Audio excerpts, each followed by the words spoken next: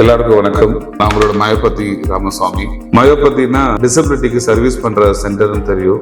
எங்க அப்பா கற்றுக் கொடுத்த கலை, ஒரு சிலை செய்யறது எப்படியோ அதே மாதிரி டிசபிலிட்டி நடக்க வைக்கிறதுங்கிறது ஒரு மிகப்பெரிய கலை. அந்த கலையை எங்க அப்பா கற்றுக் கொடுத்தாரு.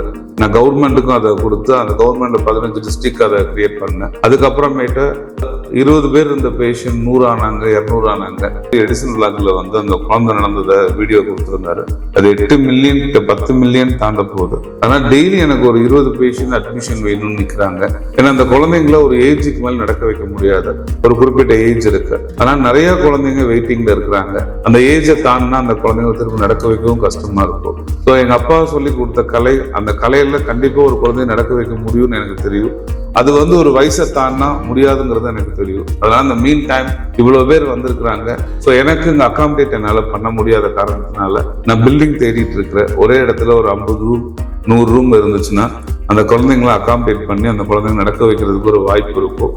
என்னோட ஹாஸ்பிட்டல்ல நிறைய பேர் நடக்க வச்சிருக்கிறேன். நிறைய பேருக்கு சர்ப்ரைஸ் கொடுத்துருக்காங்க. ஒரு பையன் எனக்கு டாக்டரா இருக்காரு, காலேஜ்ல ஒர்க் பண்றாரு. இன்னொரு பையன் வந்து செல்போன் மொபைல் ஷாப் வச்சிருக்கிறாரு. இன்னொருத்தர் வந்து எங்க அப்பா ட்ரீட்மெண்ட் பண்ணாரு, புதுக்குடியில புரோட்டா ஷாப் வச்சிருக்காரு பாய். இந்த மாதிரி அவங்களோட வாழ்க்கையை அடுத்த லெவல் கொண்டு போனது இந்த சிகிச்சை.